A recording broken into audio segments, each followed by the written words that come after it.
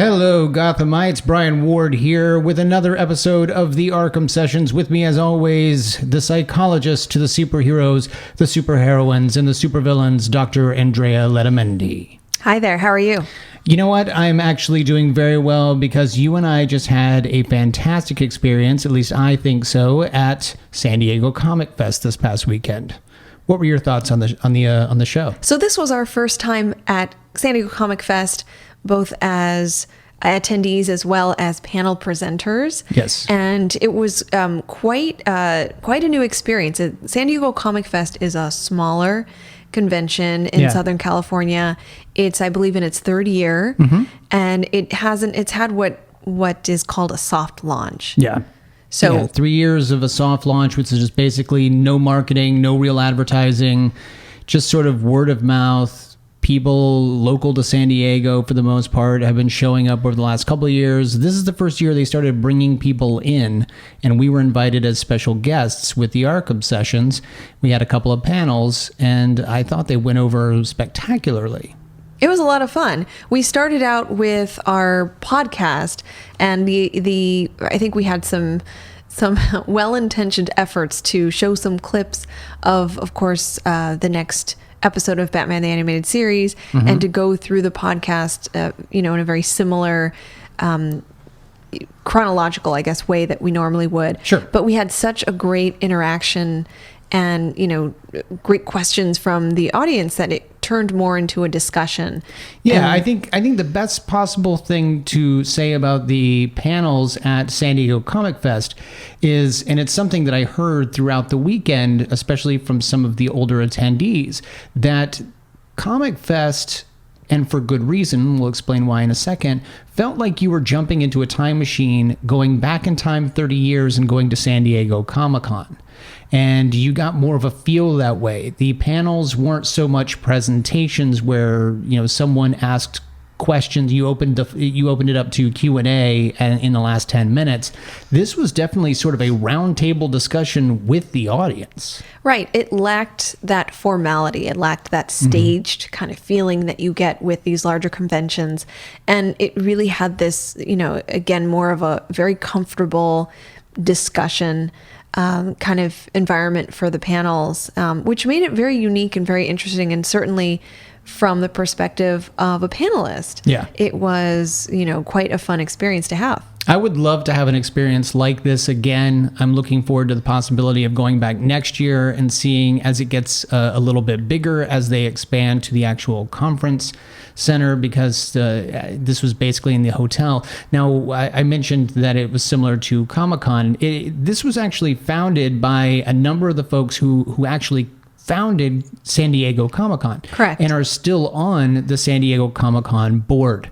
And they've got a really good relationship with San Diego Comic-Con. And, basically they just wanted to go back to that intimate setting, that intimate, smaller convention, mostly for comic book fans, not so much for the next generation of video game fans or movie or television or whatever. This was a small convention floor, but I was really impressed with the kinds of things you found on it. Like, they weren't necessarily expensive. Everything was sort of, for lack of a better term, price to sell. Like, it was one of those things where it was like, you could find a $175 comic book for $50 there because they just wanted to sell them to people. Correct. It wasn't so much for the collectors, it was for the fans. And I really, really appreciated that. This is our live panel. This was the episode Joker's Wild.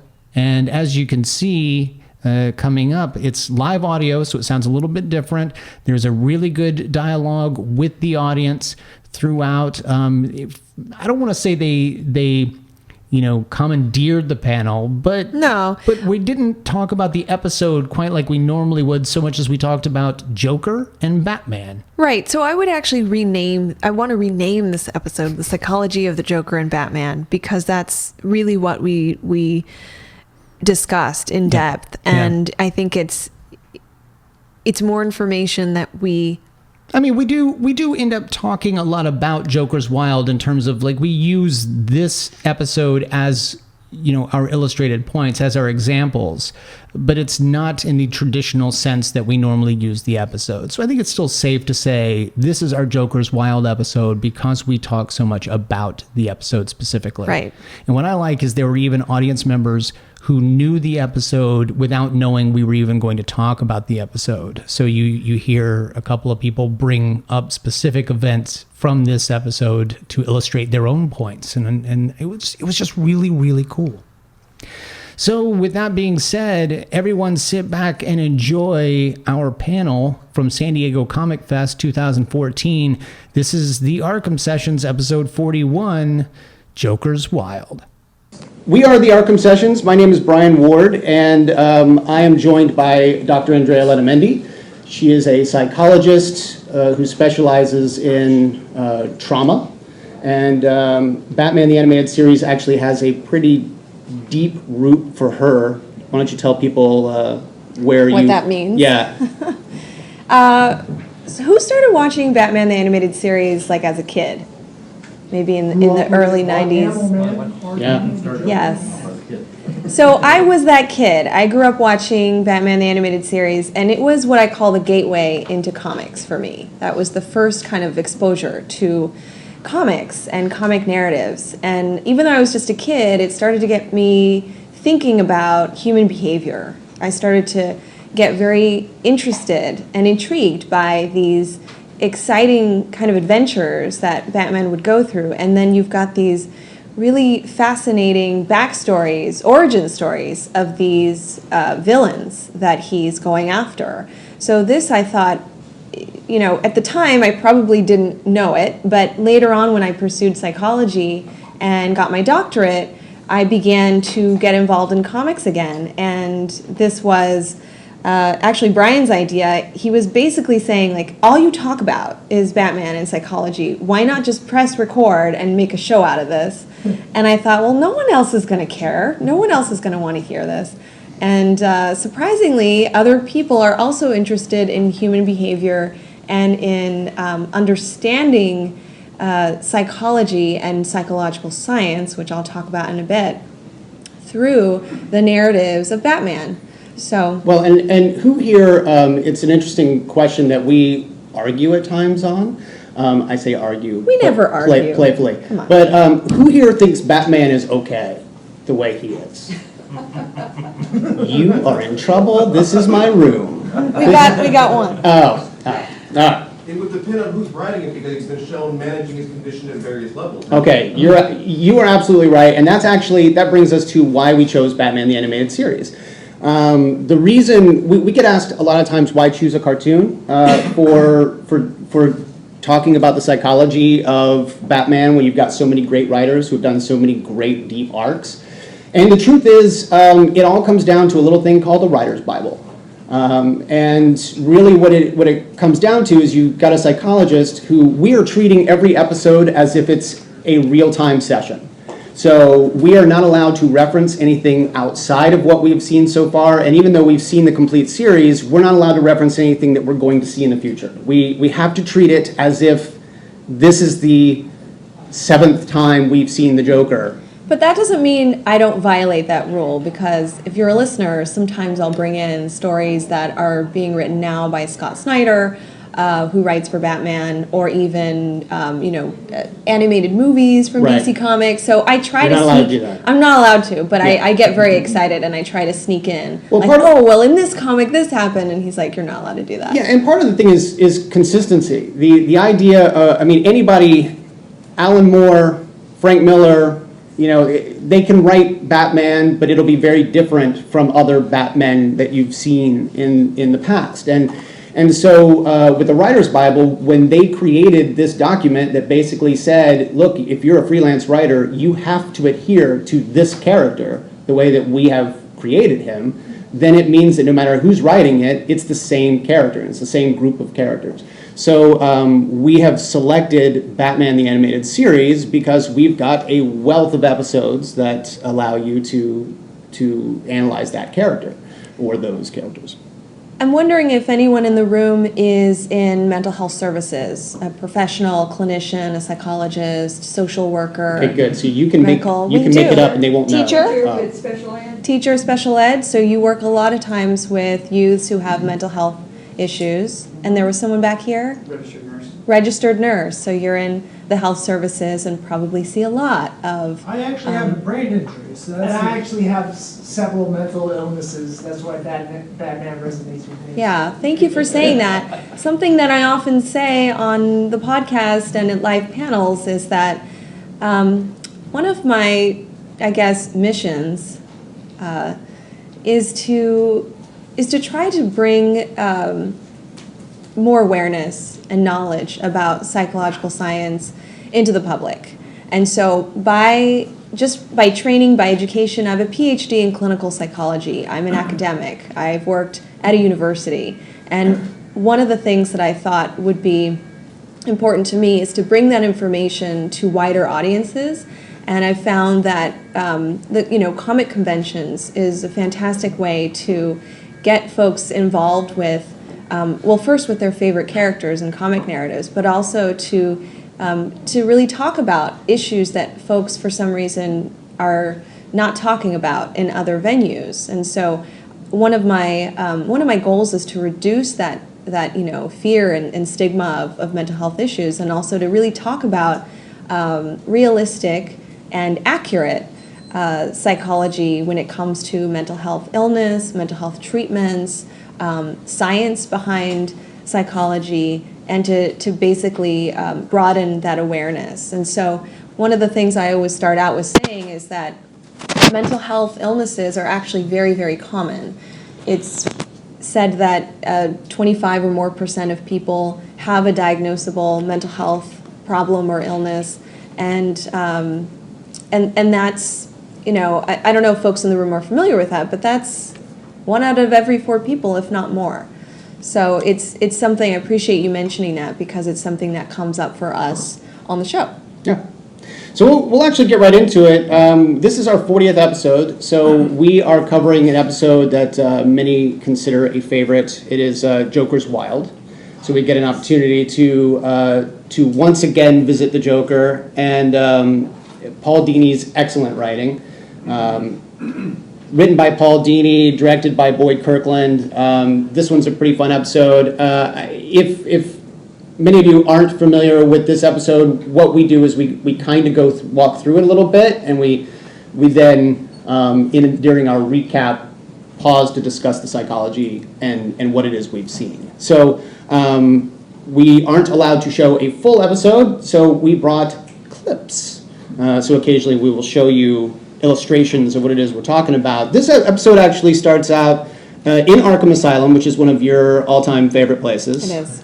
If you could work anywhere, it might be Arkham Asylum. It would either be Blackgate or Arkham Asylum or Gotham General Hospital. Right. So we start out in Arkham Asylum, and we are right off the bat introduced to the Joker, who surprisingly is still in Arkham Asylum. Maybe, and I think it's because it's by choice, because as we've seen and as we see later, he can leave whenever he wants. It's fine. But we start out in Arkham Asylum. We are introduced to the Joker right off the bat. Go ahead and press play. Oh, I'm pressing buttons. Yeah, I usually don't press buttons. My arms are long. They're not that long. I was watching that. And now you're watching this. Next, a dog drinks milk out of his owner's mouth. Change it back. Pause that. Okay, so basically, I don't know if anyone ever actually heard that, but Joker comes in, immediately changes the channel, Poison Ivy's watching, and changes it to what appears to be a David Letterman episode, and so doing stupid pet tricks, and he's very antagonistic toward Ivy. But what I find interesting, Drea, let's talk a little bit about the diagnosis that you have already talked about when it comes to the Joker. It's very hard to diagnose the Joker, but you've landed on a couple of different possibilities. Yeah, so we've seen, at this point, the Joker in about 6 or 7 episodes. Mm-hmm. So what we know is clearly he's quite violent. He's very interested in causing a lot of pain and harm, especially toward one person, who's obviously Batman. And here, we're seeing him in Arkham Asylum. So we're seeing him being quite antagonistic toward other patients who are being treated there. And so one thing that comes up for me is, we'll talk a bit about his diagnosis, but what's interesting to me here is that when you think about treatments for mental health problems, that once you put somebody in a placement in a hospital, in a treatment center, it doesn't cure them immediately, right? They have to continue to work on their issues, and they have to continue to actually socialize with other patients and other members of society. So it's interesting to see the Joker in that environment and see how he interacts with other patients. Yeah. And it's done quite well. I mean, it would be very realistic that he's going to continue to be antagonistic. He's going to continue to press people's buttons. And one of his really good skills is finding out what your button is. Like, what makes you just very annoyed and mad and hateful and angry. And that's a characteristic of a personality disorder. The specific one I'm thinking about that we've talked about on the show before is antisocial personality disorder. And that's a personality disorder that's characterized by a very long-standing pattern of behavior.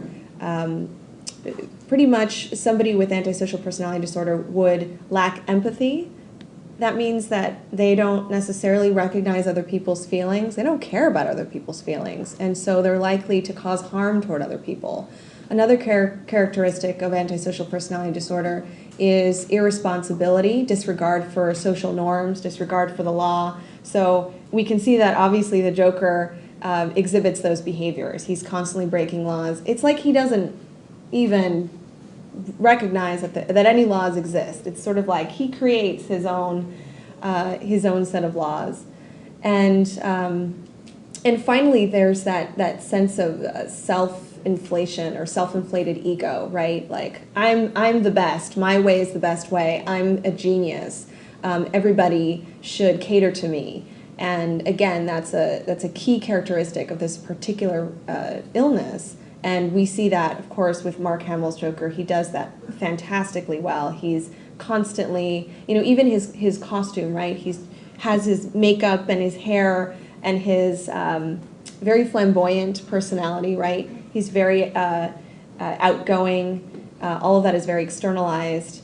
And can I say this? He's also quite charming. He is Am pretty I charming. the only one who believes the Joker is Well, very intriguing and charming? He's Mark lovable for a Hamill's reason. Joker is. He's a little Yeah. bit creepy. Yes. He's a creepy. Yes, he is creepy. But we do love it. I mean, there is an immediate connection to him that I think is there for a reason. Yeah, and the we have this. Our field has this book of mental health disorders, right? And there's a particular aspect of this mental health problem called superficial charm, and that really characterizes him well, right? That we're kind of immediately intrigued by him. He has a superficial charm. He's humorous. He's delightful. Seeing somebody get pleasure out of what he's doing is kind of interesting to us. So we're kind of like, oh, what's going on with him? I want to know more about him. I want to sit in a room with him and pick his brain. Maybe it's just me, but he's meeting many of those criteria. But he seems to, in this case, while he's being antagonistic, he seems to want to connect with Poison Ivy. Is that still antisocial personality disorder, or are you now more moving into one of your earlier diagnoses of borderline, where he wants to connect with people? Well, that was really interesting because we saw that he, the longer end of this clip actually is that he continues to tease Poison Ivy and sits right next to her and kind of tries to push her buttons. And I actually didn't see that as him trying to connect with another human. I sort of saw that as him getting pleasure out of someone else's irritability, out of pushing those buttons. But couldn't that be a form of I want to connect with That's you? you're right. I mean, that's his way of connecting with other humans. But as I said before, Yeah. that way is particularly problematic, right? That's an abnormal, unhealthy, I would even say like maladaptive way of interacting with someone. Didn't you see his flamboyance, but his good looks as appealing to maybe women? You know, he's not, you know, necessarily. He's a dapper unattractive. gentleman. He's really appealing, and they kind of, oh, maybe, you know, and he's there, and because he is good looking, he can push their buttons, and they will still take it. That's a wonderful point. I'm so glad you said that, because I feel the same way. I think that this character is supposed to be attractive, right? And he's drawn that way. He's written that way. You know, you mentioned Mark Hamill kind of plays him in this way that he's a very appealing man. And I think you're right that he probably interacts with women in this way.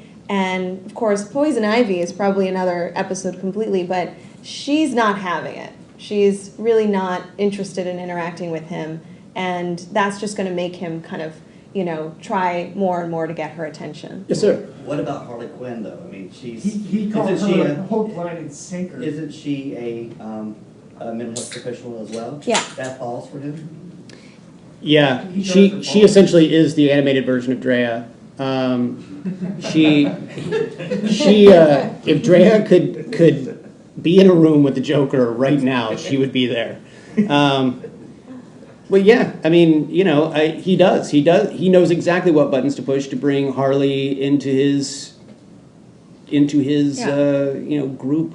So Here's what I'll do. I'm going to plug another panel I did at Long Beach Comic Con called The Psychology of Harley Quinn, and we talk a lot about how it's a two-way street for them, that Harley Quinn was a psychiatric intern at Arkham Asylum, and I think that I even said that I related to her. Like, when you start out as an intern, What I said. when you start out as an intern, you want like the most challenging case. You want, you know, you think that you can heal everyone, and you're so ambitious. And, you know, I think it's realistic Yeah. that she would want to treat the Joker. you And immediately want to write the book. Like yeah, you you want to have that client. You want to take that case on. And then, as you're saying, he manipulated that. He knew that she had that interest in him, and he knew how to almost get her to like him. So rather than, we actually talked for almost a full hour about that at that Long Beach Comic-Con panel, which was just a few weeks ago. And so it's online if folks go to Comic Vine. Actually, the whole audio is up, and you can listen to it there. But that's, you know, that speaks to, we would probably talk about this on our podcast. You know, we've seen Harley in previous episodes, and we would talk about how this is a consistent pattern for this character, right? You're pointing out that he's behaving in a way toward other people that he's learned, that's how he's learned to get his way, and that's how he's learned to manage his own feelings. And, you know, if you notice, I feel empathy, and I have this interest in understanding the Joker, because despite the fact that we know he's done really bad things, right? But the more that we understand him, the better that we can, you know, kind of move outside of the animated series and understand why people do those things. So, did he create her, or were they saying she's already there? Did he create Did he have Harley? to live a life of crime. I think they Wasn't- both Yeah. created her. I think that there was already something there. I think there's already something there. Unfortunately, she was predisposed Right, exactly. to have some interest in high risk, right? Because while the challenge was there, it's also very risky to be in a room alone with the Joker, and she chose to do that. So she, like him, is interested in getting pleasure out of very risky situations. Drea, as someone who has actually worked in hospitals and clinics, you've dealt with traumatized folks. You've dealt with people like this, in fact. Would a real asylum scenario put these people in a room together to watch TV, or is this just a really nice animated moment? I think that deciding which channel to watch is not going to be the biggest conflict. So I think I'll say two things. One is that obviously this is a fictional mental health facility, that we know now that current mental health facilities either have folks that are incarcerated because they've done criminal activity, and they also may have mental health problems, so they have to get treatment. And then you have mental health facilities which don't involve people who have committed crimes. They're there to seek treatment for their mental health problems. And that's where I've had more experience, and I would say, yeah, absolutely. People someone wants to do something, the other person wants to do another thing. If it's a residential treatment facility, part of the treatment is socialization, learning how to get along with each other, learning how to not harm other people, learning how to open up to other people, all these great lessons. So I would say, yeah, that opportunity is there for them. It's a realistic conflict. Right. So when they're watching, I'm sorry. We have a question in the back. Yeah. Do you think Joker was born with mental problems, or do you think like over his life it was inflicted upon him? Was- and that's why? Yeah.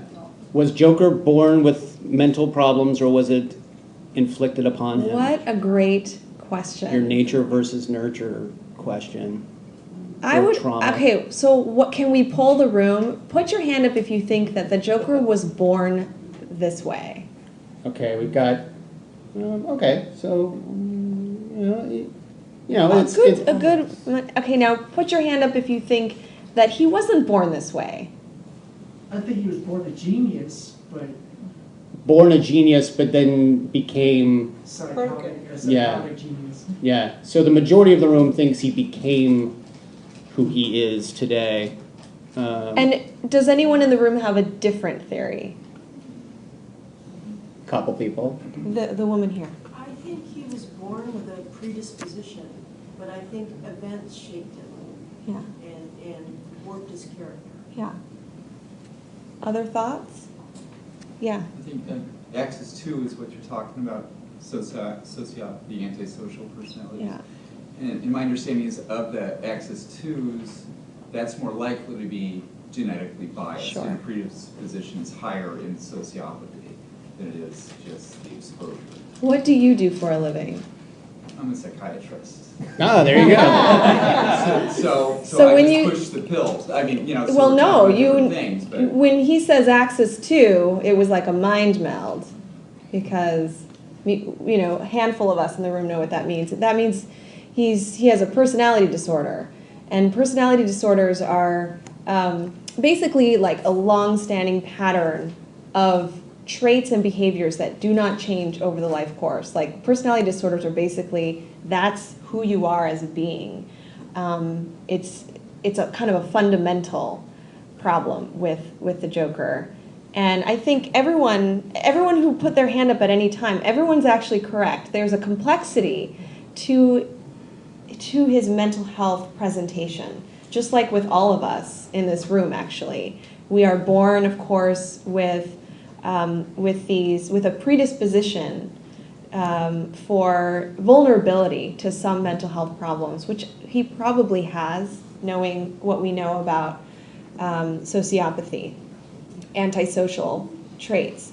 And we also know that sometimes things happen to people that change their worldview. And what I mean by that, I say that on the show all the time, what I mean by that is sometimes instead of telling someone, sometimes we hear people say like, well, what's wrong with that person? What is going on? What is wrong with him or her?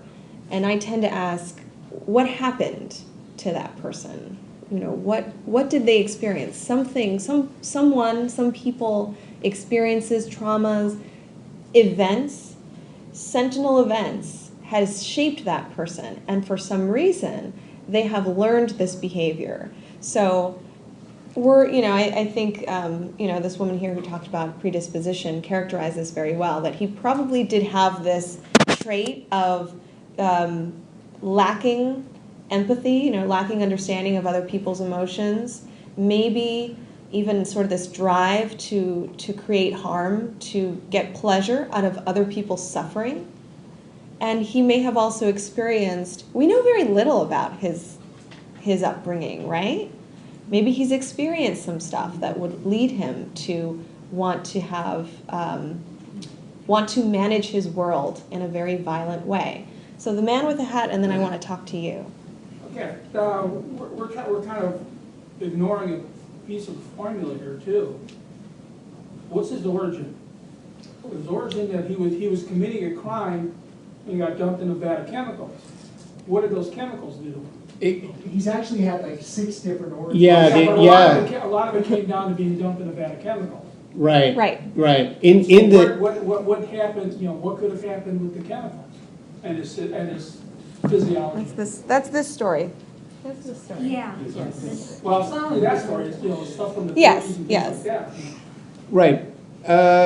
I mean, you can discuss that a little bit. I mean, the thing about the animated series Joker is we don't actually know that, at least yet. Do we? But you can. He's not going to let me answer this question. Well, you can discuss what that event, whatever origin event might have done to him. Well, tell me more about what you mean by we don't have his origin, or we. No, all this discussion about was he born with it? Was but yeah. He got dumped in chemicals. Again, we don't know what kind of chemicals they were in the vat. So what could they have done to his psychological being, okay. physiological being? Great point. I like this. So because he's had perhaps he could have some head trauma. He could have some toxin because he's been dumped in that mysterious goop. So something could have seeped into his brain. That's a little bit more fictional, but more realistic is that he may have traumatic brain injury, some kind of damage to his brain in that accident. I like that. I think that's a great point. I want to talk to you though. You have a theory. So this is like about the killing joke. So he was already like strange in a way, and he was very like depressed a lot, but part of that, like when he jumped into the chemicals, it changed his mind, so that was probably one of the side effects. Yeah. Yeah, that would lead to the predisposition. Like, yeah, he was already sort of getting there, and it took that one thing to tip him over. Yeah. Well, and to talk a little bit about this episode, and I think we'll probably forego most of the clips because it's already 12:30. But it's such a great episode because it deals a lot with the Joker and the Joker's ego. He gets upset because what they see on the television is that this gentleman has decided to build a $300 million casino, basically using the Joker's likeness and calling it the Joker's Casino, and it angers Joker. He leaves the asylum with the intention of destroying the casino, and we find out through Bruce's detective skills that the casino was never intended to be a Joker-themed casino, but basically the guy was going bankrupt, decided he wanted to pull an insurance scam, therefore spent even more money to theme it to the Joker, very elaborately too. I mean, he spent probably twice as much money as was sending him into bankruptcy just to theme it so that Joker would blow it up. Not entirely sure that his plan is all that good, but so that ended up happening. Now, during the course of his detection, Bruce actually tells Alfred in the room, in their hotel room, that, which by the way, Bruce takes his butler to hotel rooms, like fold up my clothes for me, like that's. I mean, I get that he's a helper and all, but it's a hotel room. Like a manservant in England. That is true. It is very similar to a manservant in England, but he may need to assist in some way. If something bad happens. He knows his secret and can. That's support. true. The one thing that I will say about this scene is we see Alfred folding the bat suit, which I think is fantastic. because I don't understand, while it looks cool, the idea of putting a suit on a mannequin every time you get home, or then have to remove in order to, to in a hurry get out there. You got to take everything off the mannequin in the reverse order of how you're going to put it on. Then you're going to have to put the suit on. Then you put on the gauntlets. And Have you done this before? Maybe. I'm just telling you, mannequin's not really all that efficient when you got to be in a hurry. I like the bat pole much better. Okay. Fair enough. But he discovers that the casino was not intended to be a Joker-themed casino, and he actually informs the Joker of this as Batman is once again captured and put into an elaborate. It is a gigantic roulette wheel that Joker is going to end up killing Batman on, and but Batman throughout this episode. And we've seen it a lot throughout the animated series. Now, I realize it's a 22-minute cartoon meant to be adventurous, but Batman probably is as reckless as the Joker in this episode, because Joker is stealing a replica or a Joker car that's in the casino, on the casino floor, and he's driving it. He's going to leave the casino. Batman gets into the car, and then all heck breaks loose. I mean, they are destroying the casino floor with this car. It then explodes. And at the end of the episode, Joker is flying a helicopter. He's going to kill the casino owner. But Batman gets in the helicopter, starts going all over the place, crashes into the casino. And that is like our satisfying ending. Batman doesn't really seem to have a whole... I get that he's protecting the people down there, but doesn't really seem to have a lot of regard for, A, don't jump into a helicopter and start beating up the pilot. It's usually unwise. Right. Yeah, it's...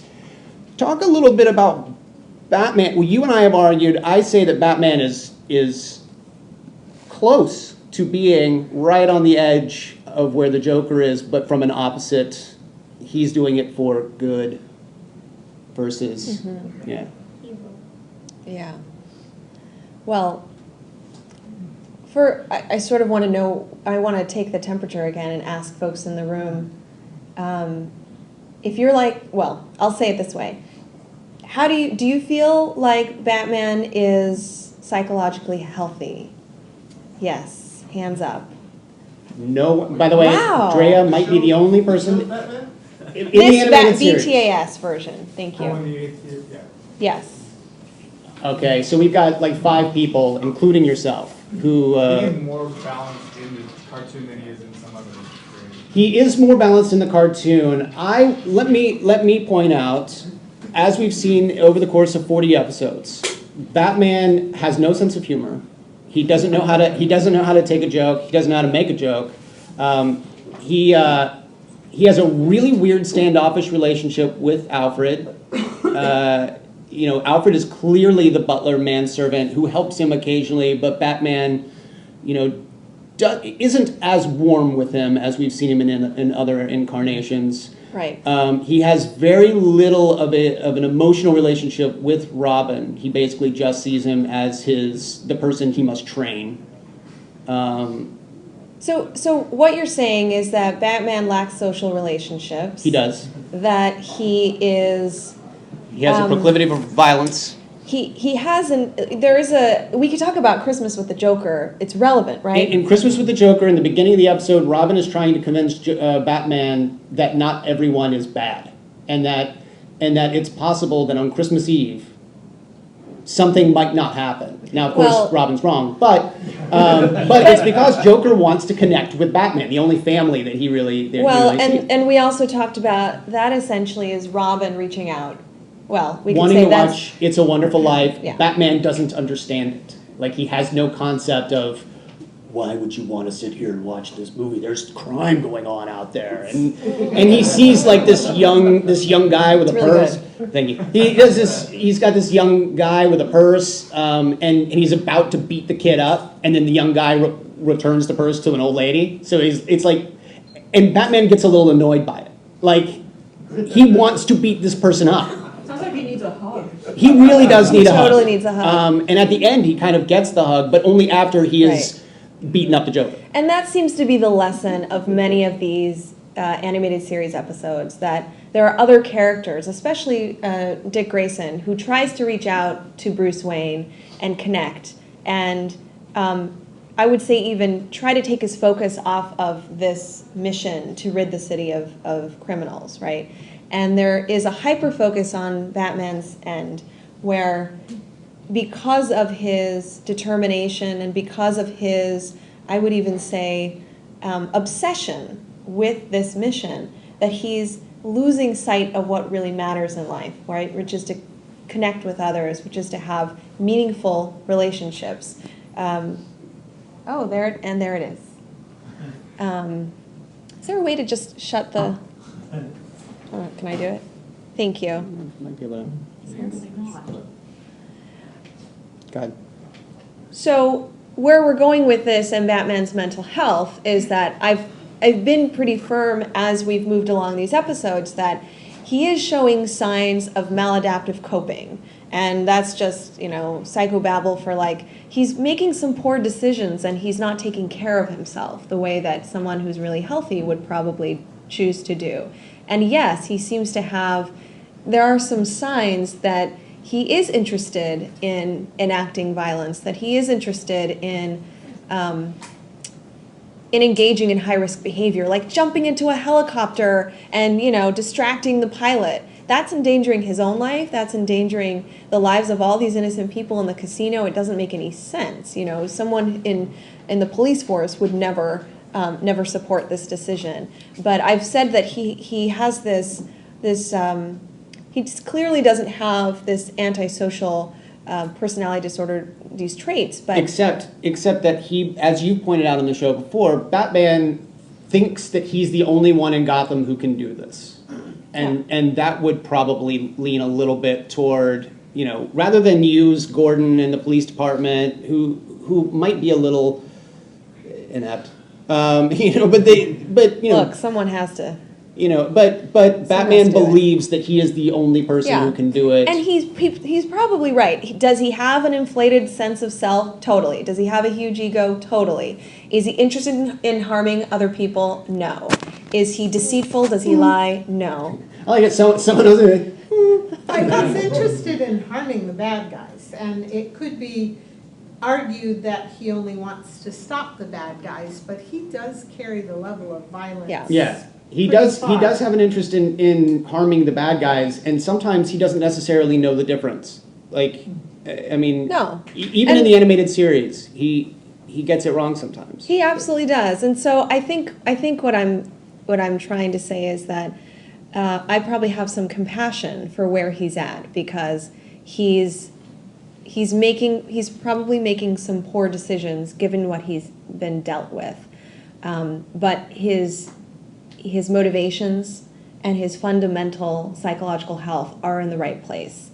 Let's take a question here. Yeah. I haven't seen the clip, but anyway, I'm thinking about more from his point of view. And Batman's always trying to minimize damage, and minimize human life. And I'm thinking that if he's on a helicopter, what are your immediate instincts? He could try to do a, throw a batarang at it or something, and it can go down and kill people. Right. He can let the Joker go, and it's going to be another 50 to 100 people that are going to be dead. The only instinct that I can think of is that get on there, and if it costs me my life, then it costs me only my life. At least I'll take down the Joker. Right. He does. He initially uses his back claw to shatter the window while he's in a hang glider. So he is hang gliding behind the helicopter, uses his back claw, it shatters the cockpit window. Joker asks, why can't he just die? Then decides to chase Batman. So Batman does lure them away, but then they end up coming right back. The hang glider is destroyed again. And Batman jumps onto the little feedy thing of the helicopter that it's so cool to be riding on. And then Batman pulls an Indiana Jones from Raiders, opens the door, just socks Joker. I mean, like, lays into him. Never reaches for the controller. Just beats up Joker. In fact, their bodies land on, you know, the one lever. That If we had this. audio, we would show the gentleman whose life is in jeopardy here actually says, "You're going to kill us all." Like, he's yelling at the two people saying, "You're going to kill us all," and they kind of ignore him. You know, like, so, and then that's when the helicopter eventually crashes into the hotel. No one gets hurt that we know. That we see. But then, you know, Joker is you know, left. So let's take the last few minutes we have. Yes, sir. Yeah, you talk about Batman's mental health. For myself, I actually have traumatic brain injuries, so sometimes it's hard to me to figure out. You were talking about like Batman's mental health. Like, yeah, would I do that? I'm not sure. So sometimes for me personally, it's hard to figure out, is he healthy or some things obvious. Yeah, I wouldn't do that. Yeah. But for me, it's hard to tell if he's in the correct state of mind at certain points. I think he borders on dissociative disorder, too, with the identity of Bruce Wayne and Batman. Okay, so Drea actually has a theory that there are actually three personalities. Wow. There's Bruce, which is the balance between Bruce Wayne and Batman.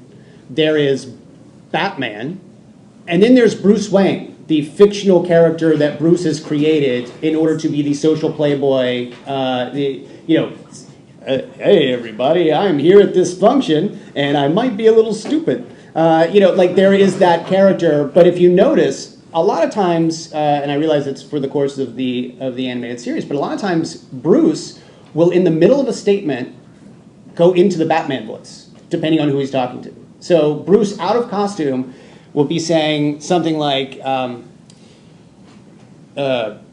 yes, Lucius Fox, we will totally do that. Alfred, here's what I want you to do. Like, he has a weird, like, it's immediately like, oh, I'm now a different person. Yeah. And so Drea...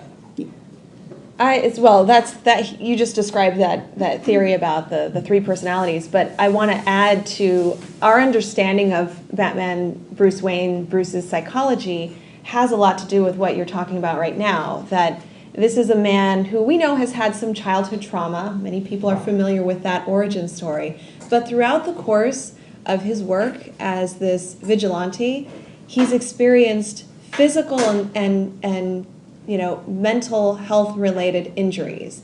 That this is a man who's been beat up, he's been unconscious, he's been electrocuted, he's been hit in the head. He potentially has some trauma, some head trauma related injuries as well. So we're talking about neuropsychiatric deficits. We're talking about cognitive deficits. We're talking about mental health problems. We're talking about social problems.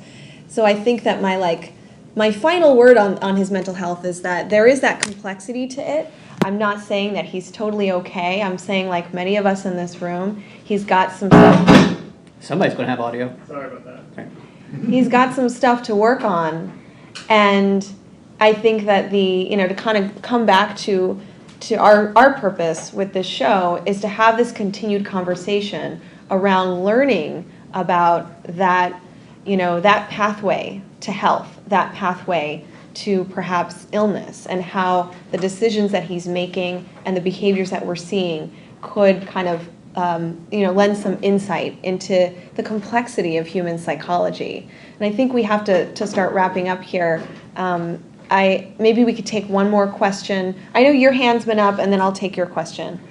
There's one thing I have to say about the Joker, despite the fact that he's a bit of a sadistic troll, is that sometimes he can easily be manipulated by others. Like in the Joker's Wild episode, where Cameron Kaiser, the CEO of the Joker Casino, actually manipulates him to destroying the casino itself, all just so he can collect money. Well, and not only that, he does... Kaiser knows that Joker will come in and destroy the casino, but Batman also knows that by telling Joker that, he won't destroy the casino.